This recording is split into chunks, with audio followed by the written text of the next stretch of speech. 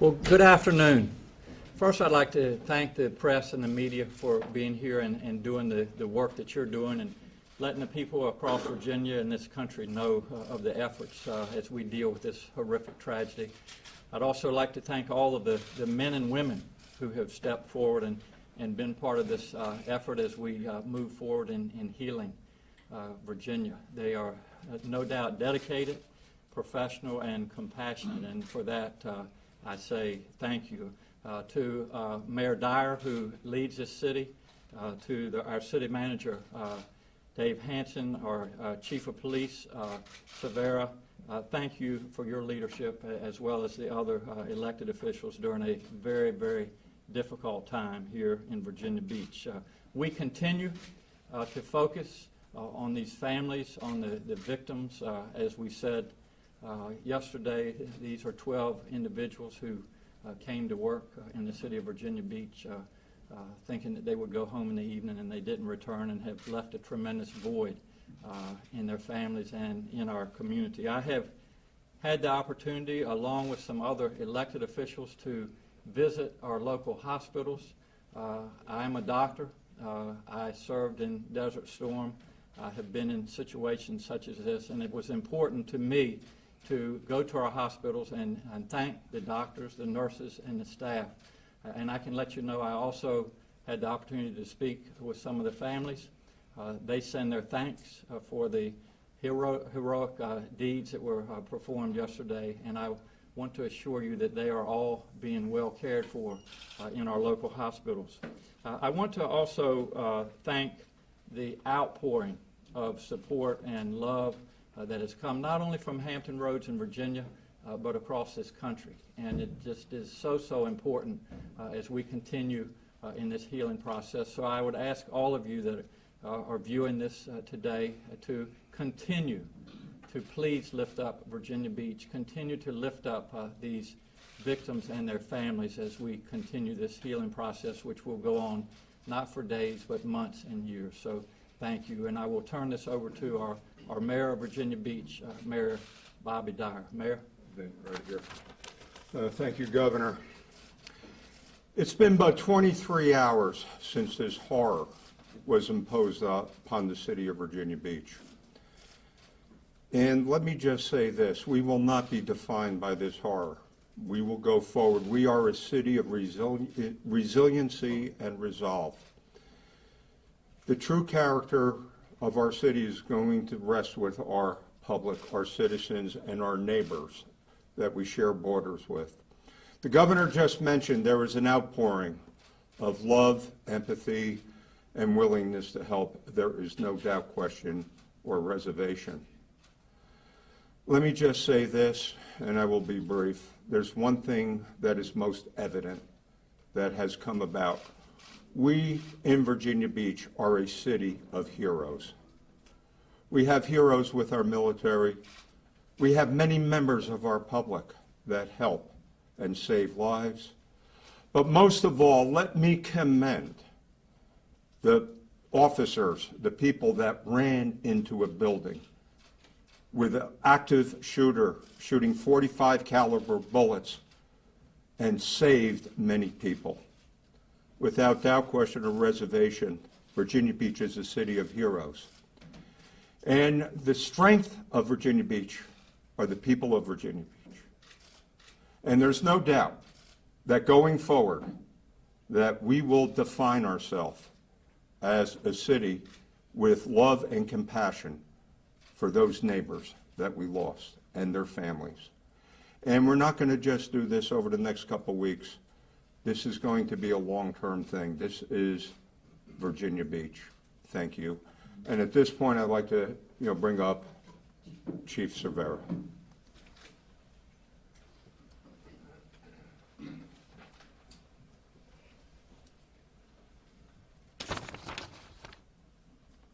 From the police end, we do not have a lot of additional information to give at this time other than FBI has, the Federal Bureau of Investigation has taken over the evidence recovery portion of this. Their ERT has responded. They've come as a group of 40 individuals assisting the city of Virginia Beach. It is a time-consuming, meticulous process. It is not what you see on TV. It is not what you see in the movies. It's a time-consuming process, and they have taken that assignment on magnificently. They're doing an absolute fantastic job inside of the building. Our evidence, forensic evidence techs are also inside the building and will be there for quite some time. We have that to be able to give out. The other thing is that, as the manager said earlier, we will have members of the Virginia Beach Police Honor Guard and Fire Department Honor Guard teams assigned to the families. We want to make sure that they have liaisons to just about everything that they need at this point. And we want the family members and the friends to know that we are behind them 100%, that this isn't something that's going to happen, and then suddenly we're just going to go back to business. But at this time, I'd like to call the regional special agent in charge of the ATF to come forward and give us a few words on where we are with the weapons that have been recovered and the evidence that they are attempting to obtain from those weapons. Sir. Thank you, Chief. Good afternoon. On behalf of the men and women at ATF, our thoughts and prayers are with the victims and their families. Working with Virginia Beach Police Department, State Police, and our partners with the FBI, we identified 2 weapons used in the shooting yesterday. Both weapons are .45 caliber pistols. One was purchased in 2016, one was purchased in 2018. Both pistols were purchased by the shooter, and all indications are they were purchased legally. In addition, ATF agents assisted local police with the search warrant at the shooter's residence. 2 other firearms were recovered from that location. One of the 2 has been identified, and of the one that has been identified, it also was legally purchased by the shooter. At this time, we're also working with our law enforcement partners to look at the ballistics from the weapons discharge, and also our ballistic network of NIBIN to see if they correspond with any other shootings. That's all I have. Thank you. Thank you, sir. The only final bit of information I can give at this time is there have been some questions concerning the timeline. How long did the shootout occur? What was the time that the officers first responded and arrived on scene? We'll put all that together, but we do want to interview the officers to get some specifics. You know, the computer dispatch timeline is one piece of information, but we're interviewing the officers to get the rest of that information. And again, I want you to understand that in a situation such as this, these officers need a little bit of time to decompress before we begin to ask them specific questions about this absolute horrific crime scene and this intense firefight shootout that they had with the suspect. So I'll have more information on that tomorrow. Julie.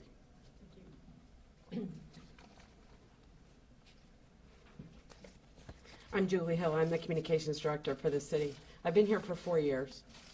And in that 4 years, I can tell you that this is an incident that speaks to really the heart and soul of this city that I've come to call home. But make no mistake, we are a heartbroken city because we have lost 12 people who did nothing more than come to work yesterday and expect to go home, and they were not able.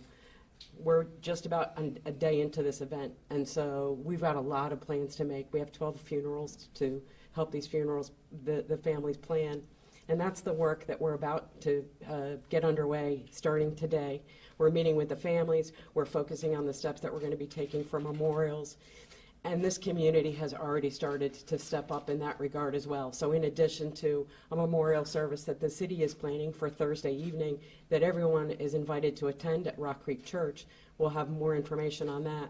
We're hearing about other vigils that are being planned for the community. Some started today. They'll be taking place over the course of the week. So if anybody does have incidents and events and vigils that they would like us to include in a listing, you can email those to us at news@vbgov. We'll be glad to add those to our website.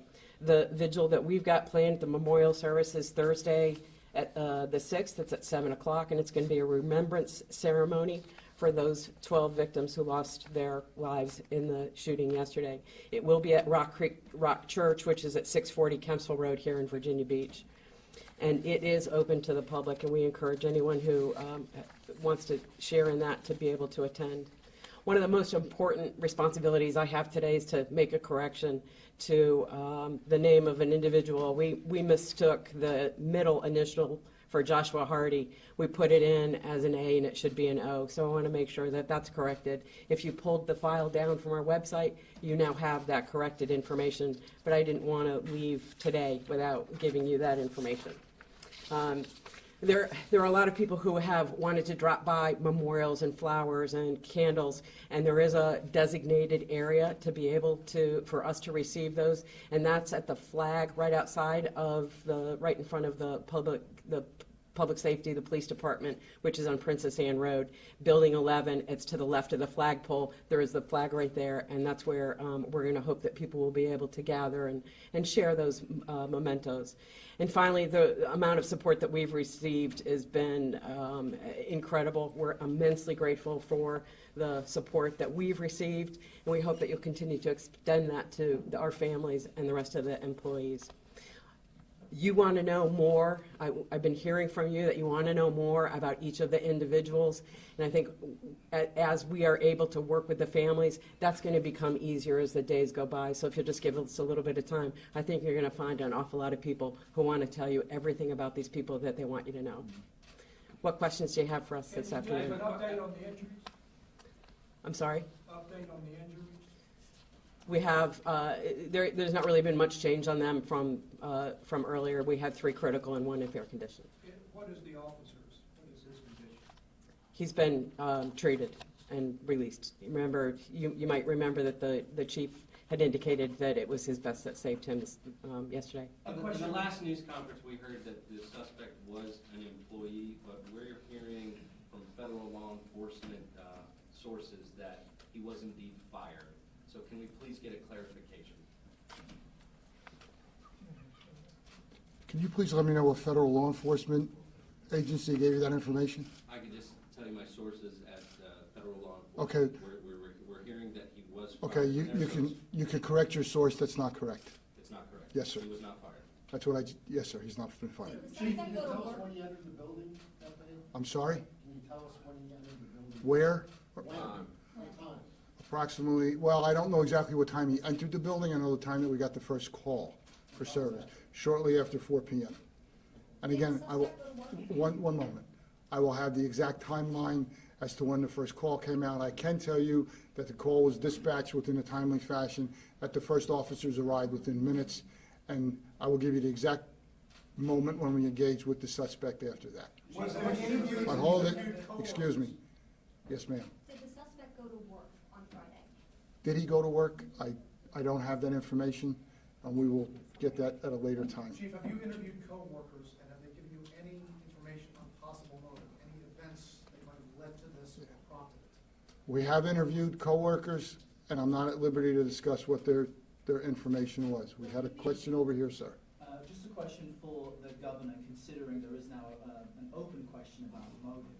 Considering the motive is unclear right now, what do you say to government employees fearful of returning to work because they're unsure if they'll be safe? Well, this was a horrific tragedy, and, right now, we want to let everybody know that they are safe. There are accommodations being made to continue our government services here in the city of Virginia Beach. But until we gather more information, there's really not a whole lot more to say, but they are safe at this time. Could we get the name of the ATF official who spoke? Spelling as well, please. Ashan, A-S-H-A-N, Benedict, B-E-N-E-D-I-C-T. And your title, Mr. Benedict? Special agent in charge. I got a question for the chief. Chief, for members of the community who want to do something, what do you guys need today? What do you need right now? For members of our community, citizens who work for our city need their support. Now, when I say you need the support, that's a very nebulous thing to be able to say. We need an outpouring of support. At these vigils that will happen, come to the vigil, show up at the vigil. For our police officers, this is an absolute horrific event, this of unbelievable proportions. But police officers go to work every day, and they do things not at this level, but they do things sometimes with an amount of intensity every day. Police officers put themselves in harm's way every day for people they've never met, people they have no connection to, and for people they will never see again. So to the citizens of our city, I would like to see the support for the police officers. Remember, as I talked earlier today, we trained recently on such an incident as this with our fire and EMS representatives. Give them the support they also need. Nobody gets into public service and public safety for pay and benefits. They get into it for the intrinsic value of what they give back to their community. Pharrell Williams recently said during Something in the Water, let's show the young people we have their back. So this is the time we need to say to our cops, let's show them we have your back. Chief, Chief, you said before that there was that the shooter appeared to be shooting indiscriminately, yet any number of the victims worked in the precise division where this gentleman went to work every day. Can you reconcile those two statements for me? We're working through that. What I mean by indiscriminately was as he came upon someone, that's when he took action. So we are working through the actual timeline and the actual event, what event took place when, and we'll try and piece all of that together as best as we could. We're also hearing from employees for the city that there's some sense that he had some friction or difficulty at work. Can you confirm that there was some past behavior that led folks to believe that he might not necessarily have been? I can't confirm that until those who are interviewing everyone can give us a complete report as to what led up to this particular incident. Chief, have you reviewed his electronic trail, cell phones, texts, computers at home, anything like that? And if so, have they given you any indication of the possible motive? Okay. As investigators, they review everything they possibly can review. Once that's all put together in a documented investigative file, it'll all be reviewed and determine what led up to this incident. Chief, do you have an idea if this was... One second, Chief, do you so. have an idea if this was a planned something that he was thinking about for days and weeks, or something that you think sparked, that day? Again, that it will all come out once we get all of the intel work, background investigation work done. We've only been 24 hours into this, and the first piece of any investigation is to make sure that we have the crime scene completely reviewed, which is what we've just completed. So it's where the detectives are in that phase. Can you say where, I mean, this is a question for the ATF agent in charge, where that second gun was found in the building? I'd actually defer to the FBI special agent in charge. No, we're going to hold off on where weapons were found. So one moment. And that might not satisfy you right now, but I said as we could give information, we will release it. Yes, sir. Chief, when government offices do reopen, is there any plan to bolster security with metal detectors or security personnel? We have security plans in all of our buildings, except I have to say this, that's a government employee who walked into the building. So if we're going to go to metal detectors for all employees coming in, I will defer that to higher city authorities on how the buildings can be reconfigured. Yes, ma'am. Release the timeline? I'm sorry? The timeline, you said you were going to be releasing the timeline? I said I expect to release it tomorrow. And again, it's not just the time that we have posted on a computer dispatch, because that's the time officers call in, but in a situation like this, they're not thinking to call in exactly what they're doing, they're engaged, and then they're calling it in. Chief, do you have any idea how many people were in building 2 at the time? I do not. Do you have a sense of, given the timely nature of the police response, how important that was in terms of saving lives? Well, I can give you, from 44 years of being a police officer, anecdotal. That was extremely important, because the longer it takes, the more carnage we would have had. So those officers got there as quick as they could. They engaged with him as quick as they could, and they were able to neutralize him as quick as they possibly could. And I think, in the overall scheme of things, that helped save a number of lives in that building. Yes, ma'am. Thank you. What employees were required to come in Monday morning, and where are you relocating the services?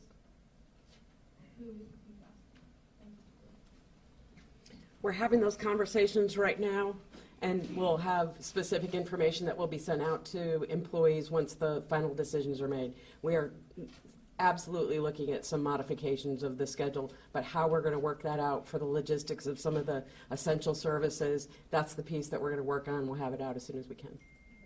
Thank you. Any response from the shooter's parents? We got a report that someone talked to the parents. Did they offer any kind of sympathy, condolences? I am not aware of receiving anything from the city side. The individuals that spoke with the parents did not report back what the parents exactly had to say. We will interview them for the investigative purposes of this. Chief, were there additional items found at his residence that are pertinent to the investigation? Specifically, we learned that there were 3 security cameras that he had pointing out 2 windows of his apartment. Tell us anything about those or any other items that are pertinent. I cannot release any of that information from the search warrant at this time. I'll take one more question. Can you tell us, did he live by himself? Was he at the house with anyone, any acquaintances, family? Did he live by himself? What do I have up? Deputy Chief Gallagher. Right here. You believe he lived alone? The information we have is that he lived alone. And sir, since you also raised your hand at the same time, you're the last question. Yeah, if you could speak a little bit tactically about the officers and how they engage the gun. I understand you can't go too far, but was it what you guys trained? Did it work out more or less to what you guys have been practicing? Very good question, thank you. We train extensively. We train extensively on firearms tactics. We train extensively on self-defense tactics. We train extensively on de-escalation tactics. Now, in this particular case, there was no de-escalation tactics. He was firing his weapon. As soon as he saw the officers, he engaged firing his weapons at the officers. So we train in what we call close quarter battle. That's the best term that I can give you, and that is officers position themselves to take the tactical advantage in order to use deadly force. And I have to really accentuate that. They're the only ones in society who are allowed to use deadly force on an individual, and they take that very seriously. In this particular case, they reverted back to their tactics, to their training, and I have to tell you that they reverted back to their self-discipline that our officers have, because they learned that in training, and they reverted back to the discipline that we have as a police agency in order to return fire as tactically and efficiently as possible, and that's what happened. So thank you, sir. And more or less, how many times was the shooter shot? I do not have that specific information, and I don't think I'm going to release that until after the investigation is completed. So as I said, that will be the last question. How long will the FBI be in that building, do you estimate? I just said that was the last question, but considering you're local, we'll let you ask that. I can't give you the exact number of hours or days, but we're going to be there until that investigation is completed. They have teams going in and out. They are rehabilitating themselves, i.e. with food and water. They're being housed locally. So in police work, we stay until the job is completed. Thank you. Because of the chief's desire to release the timeline for tomorrow, we're not going to pin the time in the morning. We really want to see when we can have that for you. So just as soon as we have that indication, we'll send out the alert and let you know. And the best place for you, as you know, to follow is on the Virginia Beach Police Department Twitter feed. We'll post the time of tomorrow's briefing just as soon as we have it. Thanks very much for showing up today. Thank you.